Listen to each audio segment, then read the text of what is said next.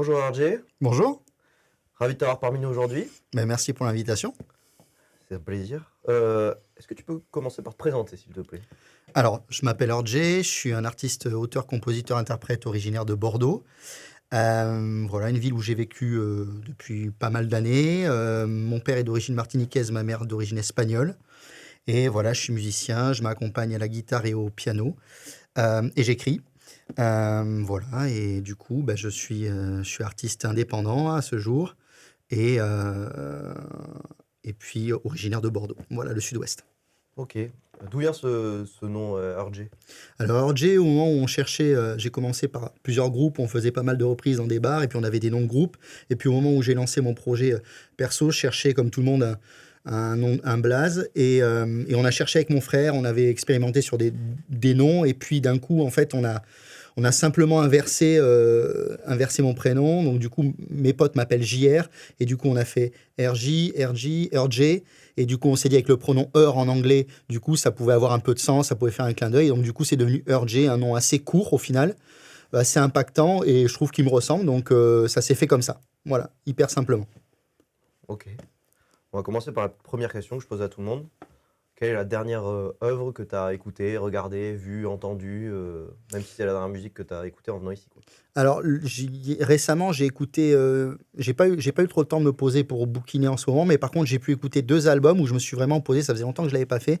J'ai écouté l'album d'un artiste américain qui s'appelle Mike G, qui est un jeune artiste guitariste qui a un style très pop-rock, un peu hybride, où il fait beaucoup de torsions avec sa guitare. Et l'album aussi, le dernier album de Lenny Kravitz, qui s'appelle Blue Electric Lights. Et du coup, j'ai pris le temps d'écouter ces albums, c'est ce que j'avais pas fait depuis longtemps. Et voilà, c'est les deux dernières œuvres, on va dire, que j'ai pu contempler. Et aussi une expo que j'avais vue aussi au Bassin des Lumières, qui était sur Dali, où ils avaient associé le travail de Dali avec la musique des Pink Floyd. Et ça, c'était vraiment cool. Voilà, voilà Ok. un peu les dernières œuvres. Je savais pas qu'ils avaient fait ça au Bassin des Ouais, Lumières. ils ont fait ça au Bassin des Lumières et ça associait voilà, le travail de Dali avec la musique de Pink Floyd. C'était un montage qui était vachement bien fait. C'était incroyable. C'était incroyable. Les tableaux étaient animés, donc prenez vie. En même temps, vraiment bien équilibré avec la musique de Pink Floyd. Donc c'était vraiment un travail d'association et de direction artistique qui était incroyable. Voilà. Ok, parfait. Raconte-nous un petit peu ton histoire, d'où tu viens. Est-ce que la musique faisait déjà partie de ta vie quand tu étais môme? Tout à l'heure, tu as parlé de ton frère. Est-ce qu'il fait partie de ta vie aussi musicale, je veux dire? Alors, mon frère, non, il grattait un petit peu, il chantait à côté, mais il n'est pas musicien. Moi, j'ai mon histoire, je suis né en Normandie. Donc, mes parents, quand mon père est arrivé de Martinique, il a rencontré ma mère. On est descendu ensuite dans le sud-ouest. Donc, j'ai quand même vécu une grande partie autour de Bordeaux. Ici, c'est ici que j'ai fait mes études, que j'ai commencé la musique. Mon père a commencé à me mettre à la musique par le piano. Quand j'étais plus jeune, aux alentours de mes 7-8 ans. Donc j'ai fait 4-5 ans de piano classique et un peu de jazz. Donc j'ai commencé par l'apprentissage du piano. Et ensuite, j'ai un petit peu laissé tomber pour les études, le sport. J'ai fait pas mal de tennis pendant un temps. Et puis après, j'y suis revenu à la musique par le chant, par des groupes où un pote jouait dans un groupe, dans un studio. Puis je suis venu. Et puis au final, je me suis lancé à des premiers groupes et puis après, monter mon projet perso. Et du coup, mon histoire, elle démarre surtout voilà, par le piano, ensuite à l'adolescence, par l'écriture, le chant, et après par ce projet-là qui est venu où j'ai commencé à faire mes premières maquettes, mes premiers morceaux, à composer mes premiers morceaux pour voilà, démarrer le projet Urge vraiment en 2014 avec une équipe qui est plus la même aujourd'hui parce que tout le monde a un peu bougé. Mais voilà, j'ai démarré et j'ai pu du coup sortir 3 EP à ce jour avec plusieurs singles entre-temps. Et là, je m'apprête à sortir 4 nouveaux morceaux qui sont dans une nouvelle ère, un nouveau projet beaucoup plus Ok. pop-rock. On Voilà. en reparlera. De toute façon, tout est sorti à la fin. Tu Mhm. nous expliqueras un petit peu les dates, tout ce qui va arriver. Et du coup, ce qui t'a poussé à faire de la musique, c'est vraiment pour le coup, ton histoire en général. C'est-à-dire qu'il n'y a pas quelque chose qui t'a poussé à faire de la musique? J'ai pas forcément de gens dans mon entourage qui sont musiciens. J'avais mon grand-père que j'ai pas connu, qui apparemment était saxophoniste professionnel, du coup, qui tournait aux Antilles et aux États-Unis. Et moi, la musique, c'est venu, voilà, parce que j'ai baigné dans la musique dans le sens où j'écoutais tout le temps de la musique. Au début, c'était très soul, très R&B, et puis après, c'est devenu très rock, très blues. Et donc, du coup, j'ai mixé toutes ces influences-là. Mais du coup, c'est venu par le piano, après par le chant, mais c'était plus une volonté personnelle, parce que dans ma famille, il n'y avait pas forcément de musiciens, de chanteurs, et du coup, c'est ce qui fait peut-être que ça éclot un petit peu sur le tard, on va dire vers la vingtaine, parce que justement, j'avais pas un environnement qui était artistique, du coup, il y avait que moi qui était dans cette mouvance. Et c'est venu par le piano, l'écriture, le chant et après la composition. Et en fait, j'écrivais énormément de choses qui avaient plus de sens à être des nouvelles ou des poèmes. Et au final, ça ressemblait plus à des chansons. Je m'en suis rendu compte que ça ressemblait à des chansons. Et puis après, ben, j'ai pris mon projet à bras-le-corps et j'ai fait des rencontres avec des amis par lesquels j'ai croisé les chemins. Et puis, on a commencé à travailler en studio, à définir le projet, la direction artistique. Et puis, me voilà aujourd'hui. Voilà. Avec ce projet solo, du coup, Urge. Urge, voilà, ce projet solo, Urge, voilà. Que tu définirais comment ton style d'ailleurs? Alors mon style, c'est un style qui à la base était très pop, mais pop, on va dire moderne, c'est-à-dire une pop un peu hybride, qui mélange plusieurs influences, de la soul, du rock, un peu d'électronique, voilà, un peu à l'image de ce que fait la scène actuelle, comme des artistes comme The Weeknd, Miguel, des artistes comme Frank Ocean, tout ça. Et puis le style, on va dire, a muté et s'est rapproché de ce que j'écoutais vraiment principalement, donc plus un aspect plus rock, plus blues. Donc je suis revenu dans un style qui est un peu plus pop rock, mais qui reste très multifacette, parce qu'il y a beaucoup d'influences différentes. On va dire que mes influences, on va sûrement... Ouais, tes influences, on va en parler juste ouais, après. on va C'était ma sûrement en prochaine parler. question, Je t'ai devancé. C'est ça. Excuse-moi, je t'ai devancé. Mais c'est vrai que, en fait, c'est très corrélé avec mes influences qui sont principalement, si je donnais 5 artistes aujourd'hui qui ont marqué mon voyage musical, c'est Prince, Michael Jackson, Lenny Kravitz, Elton John, et en artiste français, je dirais Laurent Voulzy. Voilà, parce que c'est quelqu'un qui a une mélancolie, qui a une influence très anglo-saxonne aussi dans ses compositions.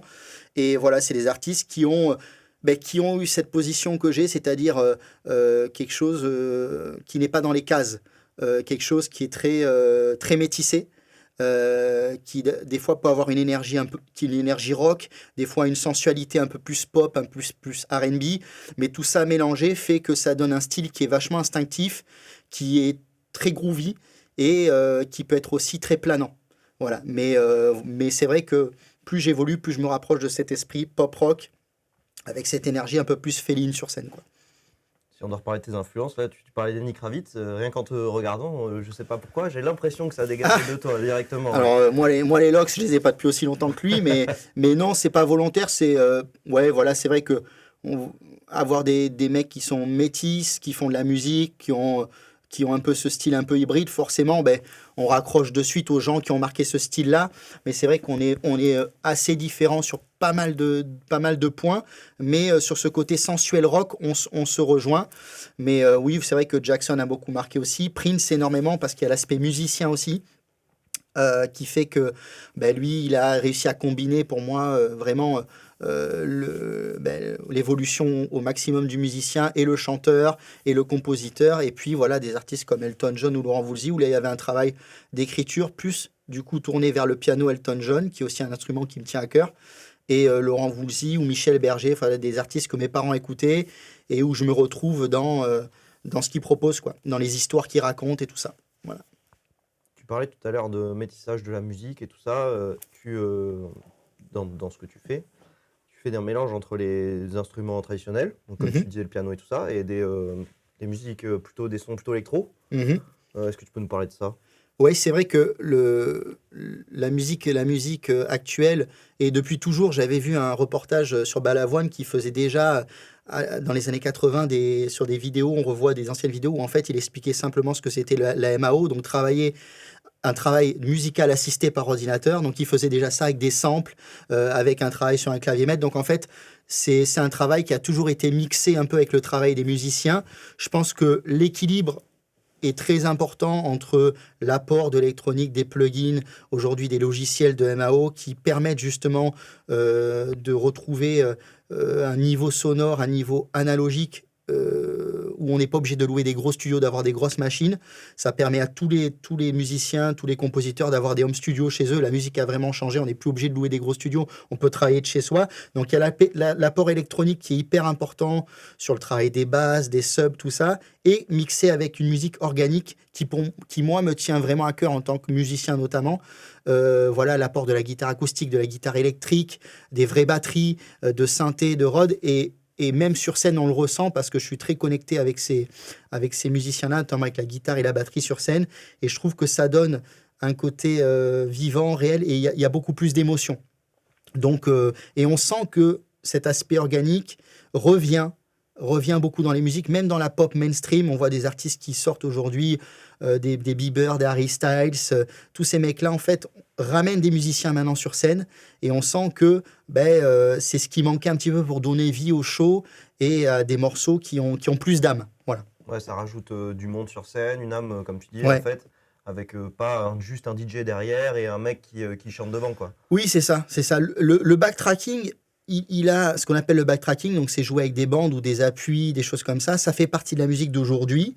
C'est un peu plus utilisé dans le style urbain, mais aussi dans le style pop, ou un peu moins dans le style pop rock blues, parce il joue souvent live de A à Z. Mais en fait, l'équilibre peut être super en fait sur l'apport justement électronique pour donner justement un univers, une ambiance. Moi, j'ai une musique qui plane beaucoup. Il y a des ambiances de voix, il y a des ambiances de pad et tout ça, et du fait que en fait, c'est créer un tableau. Donc en fait, l'ambiance sonore crée ça aussi, et l'ordinateur le permet, et voilà, tout ce qu'on crée en amont, et le côté live des musiciens ramène de la vie, de l'impact et l'équilibre. Aujourd'hui, c'est ce que fait quasiment tout le monde dans le style, même sur les chœurs, les choristes, tout ça. Et je pense que en trouvant le bon équilibre, on peut faire quelque chose d'impactant. Le but, c'est pas de délivrer le CD en live. Le but, c'est de réarranger les morceaux, mais les gens veulent de plus en plus que ça sonne aussi bien que quand ils écoutent ça sur Spotify, sur leur téléphone. Donc, il faut arriver à donner cette qualité-là, et le mix le permet. Voilà. Ouais, mais il faut quand même aussi, comme tu disais, arriver à sortir une vraie expérience d'un show Mhm. live. Quand on va voir un live, même si on s'attend à avoir une qualité qui se rapproche de ce qu'on écoute sur Spotify, on s'attend aussi à avoir un show, quoi, quelque chose qui nous en met plein la vue. Mhm. Et du coup, toi, comment tu mets ça en place? Tu as une équipe qui t'aide? Tu mets quel instrument? Comment tu fais d'habitude pour préparer ces shows? C'est vrai que le live pour moi, quel que soit le public, le lieu où on joue, il faut que ce soit toujours une expérience. Il faut que ce soit un voyage, c'est-à-dire il ne faut pas que ce soit une association et un enchaînement de morceaux, mais que ce soit une histoire qui est racontée de A à Z, avec des moments un peu plus forts, des moments qui sont un peu plus doux, calmes, et des moments un peu plus énergiques. Moi, l'équipe du live, avec moi, j'ai toujours minimum 3 musiciens, un batteur, donc qui a sa batterie acoustique, mais aussi qui a souvent un pad, un SPD pour balancer des séquences, pour avoir des sonorités un peu plus électroniques, un guitariste qui travaille sur la guitare électrique ou acoustique, et souvent un clavieriste qui a plusieurs claviers synthé et qui fait le travail mélodique, mais aussi d'ambiance. Et moi, je m'accompagne soit des fois au piano, ou soit à la guitare aussi, ou des fois je suis simplement au chant. Et en fait, voilà, on essaie de concevoir un show et un concert qui est vraiment une histoire, comme une succession de tableaux. On travaille sous forme de répétition classique, comme tous les musiciens, comme tous les groupes. Et généralement, avant les concerts, on fait souvent ce qu'on appelle une résidence de 2-3 jours, où là, vraiment, on est dans le filage, on est dans la profondeur, on cherche l'émotion, à raconter quelque chose, on voit si tout a du sens. Et voilà un peu ce travail-là. Donc, on n'est pas un groupe, puisque je suis artiste solo avec des musiciens, mais on travaille comme une équipe. Donc, j'aime bien avoir la sensibilité de chacun pour vraiment quand je construis, moi, en amont du concert, ce qu'on appelle la setlist, l'enchaînement des morceaux, j'essaie de penser justement à ce que je vais raconter aux différents moments. Tiens, là, on va laisser un moment un peu plus d'émotion, puis derrière, on va les reprendre pour donner de l'énergie. Donc, en fait, c'est comme si vraiment on racontait une histoire et on créait un film, en fait. Donc, c'est un peu la façon dont j'essaie de travailler. Et il y a certains artistes, voilà, qui ont cette facilité à créer ce genre de moments, voilà, dans des concerts que j'ai pu voir aussi. Voilà, on essaie de mettre quelque chose qui reste en mémoire et qui crée une expérience. Créer une expérience, ça passe aussi par le visuel. travailles aussi le show light en amont, je suppose? Ouais, les lumières, si on a l'opportunité d'avoir aussi soit un décor en particulier, soit un écran, ça peut être aussi hyper intéressant. Là, lors de la release party de mon dernier projet qu'on avait fait à la Grande Poste à Bordeaux, il y avait la possibilité, il y avait un écran sur scène qui faisait 4 mètres par 3 et qui permettrait justement, de manière time-codée, d'avoir une animation visuelle qui raconte une histoire, qui change les ambiances en fonction des morceaux.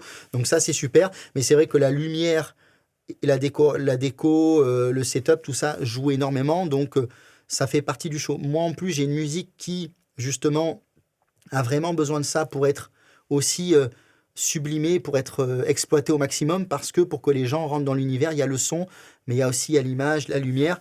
Et dans mon équipe, au-delà de mes 3 musiciens, j'ai aussi un directeur artistique qui officie comme graphiste aussi, qui travaille sur mes visuels. Guillaume Agostini pour la société AG Concept Art. J'ai aussi mes musiciens qui interviennent là-dedans et voilà une équipe. L'équipe, souvent, j'essaie de prendre le même ingé son parce que le design sonore aussi a son importance. Voilà, mais c'est vrai que c'est un travail en amont aussi. Et parlons de ton équipe, du coup, vu que tu viens d'en parler.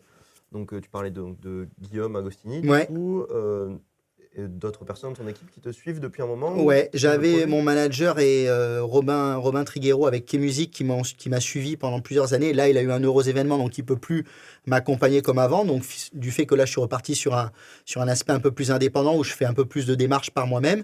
Mais sur scène, j'ai Tom Marot qui est mon guitariste. Donc qui est un guitariste qui est intermittent du spectacle professionnel.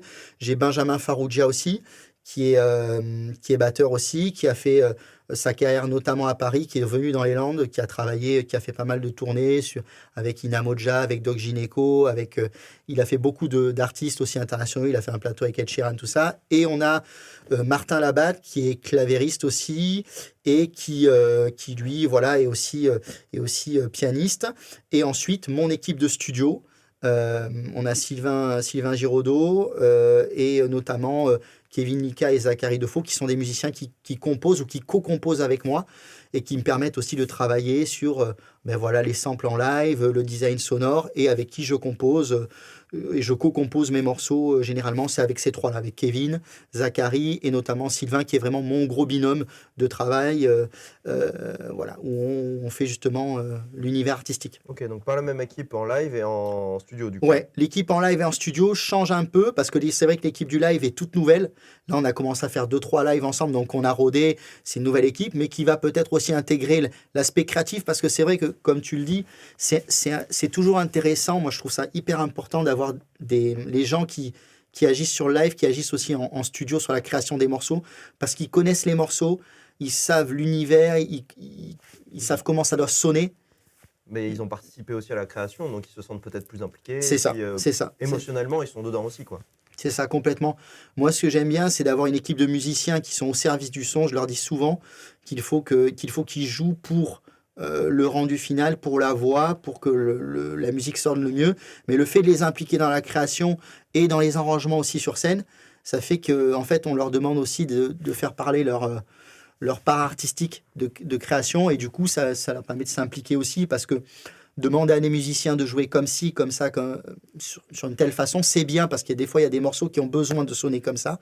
Mais par contre, des fois, il faut aussi leur laisser leur part d'expression sur un solo, sur un arrangement, et les laisser au moins proposer. Après, c'est moi qui dis si ça correspond à ce que je veux, Ça mais reste ton projet. voilà, ça reste mon projet. Mais par contre, le fait de proposer, c'est hyper intéressant. Et d'avoir cette bascule entre le studio et le live, ça donne quelque chose qui a vraiment une âme, quoi. Pour t'inspirer en live, tu as dû voir beaucoup de concerts, je suppose. Tu as des concerts qui t'ont inspiré plus que d'autres? Alors des concerts, tous, chaque musicien, on va voir d'autres, alors souvent des potes musiciens qui jouent dans des festivals dans le coin souvent, mais c'est vrai que j'ai vu pas mal aussi d'autres concerts. Je pense que ce qui est intéressant pour un musicien, c'est de passer l'étape où on va voir quelqu'un et on se dit ah tiens, j'aurais fait mieux, j'aurais fait moins bien, ou d'être envieux. On a un peu ce système-là, ah c'est pas terrible. Une fois qu'on a passé ce cap-là de comparaison, où il faut pas être dans la comparaison, on est dans la projection de ce qu'a proposé l'autre. Une fois qu'on rentre dans l'univers, dans ce qu'il a proposé, on se dit putain, il a réussi à faire tel arrangement. Putain, à ce moment-là, je suis parti avec lui. Moi, il y a des concerts qui m'ont marqué. J'ai vu le concert de Christian the Queens à Bordeaux, à l'Arena, qui était hyper intéressant parce que j'ai compris sa démarche artistique et j'ai vu qu'en fait, son concert était une succession de tableaux où en fait, on a compris qu'il y avait un sens de A à Z, il y avait une construction, il y avait une histoire qui était racontée, il y avait beaucoup d'émotions. J'ai beaucoup aimé ce concert-là. J'ai eu la chance de voir des concerts intimistes aussi de potes sur des festivals locaux ou régionaux qui ont été très intéressants aussi parce que j'ai vu ben voilà, comment le public réagissait aussi sur certains morceaux, sur certains arrangements. Et j'ai vu des concerts qui étaient plus en configuration stade. J'ai vu récemment le concert de The Weeknd au Matmut à l'Atlantique, qui était très intéressant aussi. Pas que The Weeknd, parce qu'il avait deux premières parties qui étaient top. Mike Dean, qui est un ponte en termes de synthé, et Ketradana, qui est un DJ canadien qui est super stylé, qui est très très bon. Et donc les trois concerts étaient très différents, avec une scénographie mais incroyable, mais avec des ambiances différentes, avec une façon d'interagir avec le public différente. Et c'était hyper intéressant. Ketradana était vachement dans le groove, dans la danse, dans l'interaction. Et The Weeknd, voilà, on a senti une synergie, quelque chose qui est millimétré à la seconde près et qui fonctionne incroyablement, quoi. Donc, ouais, je dirais que sur ces concerts-là, j'aime bien observer comment ils travaillent en équipe avec les musiciens, les arrangements, ce qu'ils vont chercher avec le public. Ça, je trouve ça hyper inspirant. Tout à l'heure, tu parlais de... comment tu l'as dit exactement? Euh, T'as un moment où tu passes le cap de la comparaison Mhm. pour aller chercher plutôt l'inspiration. Ouais. Est-ce que cette transformation, si on peut appeler ça comme ça, elle se fait de suite ou elle se fait mentalement? Comment elle s'est passée pour toi? Et au bout de combien de temps, je veux dire? Ouais, je pense que ça peut aller plus ou moins vite en fonction des artistes. La comparaison, elle est toujours malheureusement inhérente à l'humain, même si chacun a fait plus ou moins un travail personnel sur qui on est. Voilà. Du moment où on a trouvé son identité, on est moins dans la comparaison. Moi, ça a pris un cheminement, un certain cheminement qui m'a permis justement d'être moins oui, dans ce côté comparatif. Tiens, j'aurais fait ça comme si, et en fait, dans le fait d'être simplement dans le statut de public. Et le fait de se mettre dans l'esprit, ben, je viens kiffer, je viens regarder quelque chose, je me plonge dans l'univers, mais en fait, on apprécie, mieux le moment, et en fait, on se rend compte qu'on est plus dans le ressenti. Dans le ressenti, et en fait, on comprend la démarche de l'artiste. Alors voilà, chacun a ses styles musicaux, on est plus ou moins sensible à certains trucs, à d'autres styles. Moi, par exemple, le style électro, plutôt DJ, je sais que moi, je respecte les DJ qui produisent leurs morceaux. Je trouve que ils ont une capacité à tenir une foule qui est incroyable. Mais c'est vrai que moi, sur scène, j'ai besoin qu'il y ait du mouvement, j'ai besoin qu'il y ait une interaction, j'ai besoin que ça joue live. Et du coup, je suis plus sensible à ça. Je sais que par exemple, un set de DJ pendant 1 heure et demie, moi, ça me lasserait plus vite. Mais voilà, chacun a des sensibilités différentes. Ouais. Ok. Donc, pour apprécier un concert et de cette manière-là, en tout cas, il faut accepter déjà le fait que de son côté, on se comprend soi-même, en fait. Ouais, ouais, c'est ça. Et accepter de se dire, ben, je viens voir quelqu'un, je viens voir ce qu'il propose, et je lui laisse la place pour s'exprimer. Et, On se met de côté, en fait. voilà, on se met de côté et on se dit, ben, aujourd'hui, je suis spectateur. Je suis spectateur et justement, je me rappelle, j'avais vu une vidéo de Prince qui était une remise des prix. Et en fait, on sentait qu'il était en train d'intellectualiser la musique, de la décortiquer, limite en train de faire son propre réarrangement.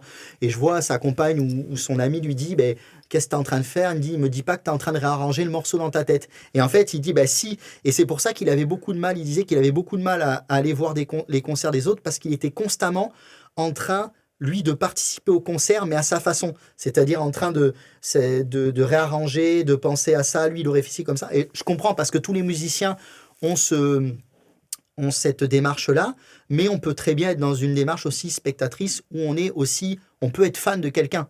On peut être très bien fan de quelqu'un et c'est pas mal et c'est pas se mettre en situation inférieure. C'est simplement apprécier le talent de la personne, quoi. Mais ça peut prendre plus de temps pour certains que d'autres. Voilà.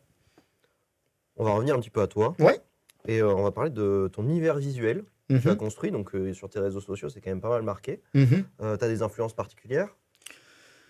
Des influences particulières. Au début, j'étais pas mal sur un esprit un petit peu rétro, néon, un peu urbain, un peu, oui, un peu moderne, comme ça en jouant sur des lumières assez sombres. J'étais plus cet univers-là. Il y avait des films comme Sin City qui m'avaient beaucoup inspiré. Ça pouvait être sur du noir et blanc ou pas. Et en fait, je me rends compte que l'évolution visuelle et la direction artistique va plus vers quelque chose qui est plus chaud, plus naturel, plus des décors réels, plus des shootings en extérieur. Je me vois moins dans des shootings en intérieur avec du fond vert où on intègre des éléments créés de A à Z, où on intègre ce que je voudrais de A à Z, voilà, c'est quelque chose de plus artificiel et plus créé aujourd'hui par l'IA ou par voilà, tous les supports qu'on a. Peut-être plus un mix, mais c'est vrai que mon univers visuel est plus, on va dire, hybride, pop-rock moderne, mais avec un côté naturel, un côté... je cherche toujours l'évasion, le voyage, et j'essaie de toujours laisser la place à l'imaginaire de l'autre. Que ce soit dans les textes ou dans le visuel, j'essaie toujours de laisser une part ouais, d'imaginaire, de mystérieux, d'un petit peu de spirituel, que ce soit dans le choix des lumières, dans le choix des lieux. Et moi, je suis quelqu'un qui aime beaucoup le voyage, qui aime beaucoup le road trip. J'ai une grande part de solitude et d'indépendance. Et du coup, ce sont souvent des voyages qui sont dans l'introspection. Donc, j'essaie de chercher des lieux qui sont à la fois puissants, forts, mais aussi où on sent l'évasion, où chacun peut potentiellement trouver une part pour partir, quoi. Voilà un peu comment je bosse. Ok, et les road trips, du coup, t'inspirent Ouais, dès vachement. que tu sors pour aller chercher du visuel là-bas aussi, du coup, je suppose. Exactement. Des endroits qui t'ont marqué plus que d'autres, d'ailleurs? Alors, moi, je suis vachement attaché à l'Espagne, au Pays Basque espagnol, du fait des origines de ma mère et tout ça, où j'ai eu l'occasion beaucoup d'y aller. Et j'y vais régulièrement. Donc, il y a beaucoup de coins là-bas, très rocheux, très connectés à l'océan. Je suis très connecté à l'océan, à la montagne, tout ça. Donc, il y a des lieux qui me plaisent énormément vers là-bas, voilà, où j'aime shooter. Il y a une ville comme Londres aussi, voilà, qui est beaucoup plus urbaine, mais très artistique, où j'ai beaucoup aimé, où j'aime beaucoup aller, qui peut être très inspirant. Récemment, dans mes voyages récents, j'ai pu aller en Écosse, en Irlande. C'est des paysages qui me plaisent, mais aussi il y a des villes comme ça qui sont parlantes. J'aime les lieux où il y a une histoire.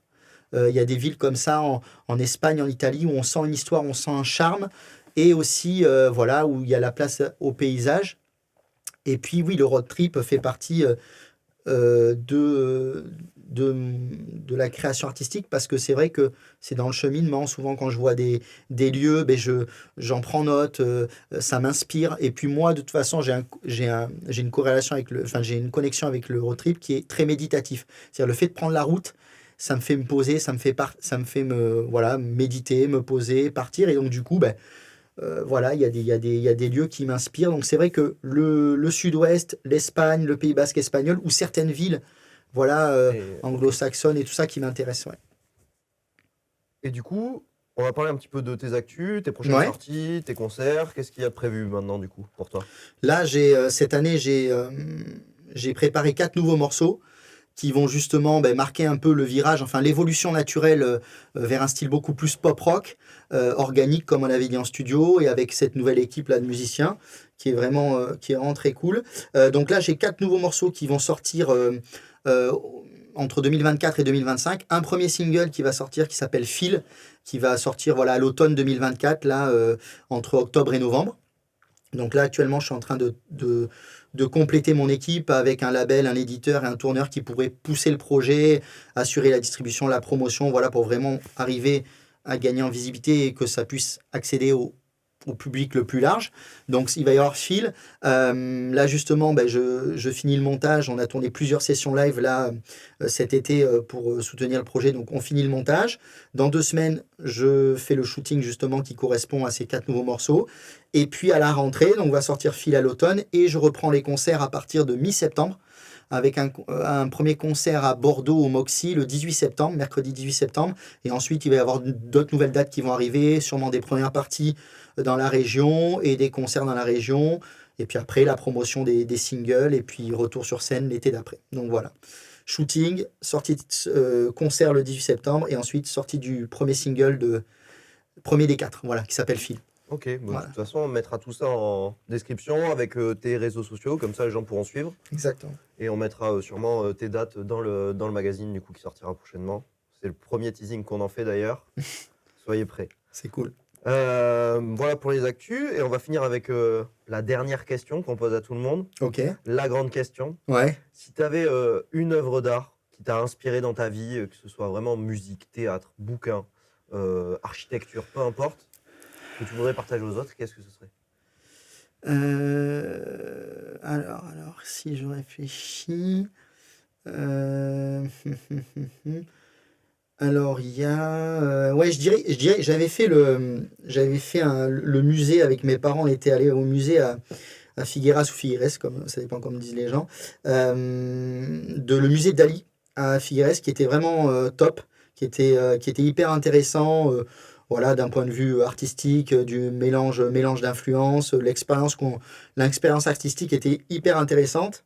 Et donc le musée Dali à Figueres qui m'a marqué au niveau voilà, de la démarche artistique, comprendre voilà, un peu, un peu la démarche et les inspirations de Dali. Et je conseille voilà, à toutes les personnes d'y aller, du coup, à la Figueres, voir justement ben, le bassin de sa création, un petit peu le cœur de sa création. Si vous avez la chance aussi, vous pouvez vous poser au restaurant où il allait souvent, qui s'appelle le restaurant Douran, qui est juste à côté. Et si vous remontez vers la France, vous pouvez vous arrêter aussi sur un petit village qui s'appelle Caella, qui est très mignon. C'est un petit collioure espagnol. C'est tout petit, c'est avec une petite baie. Il y a de très belles couleurs. C'est très mélancolique, très poétique.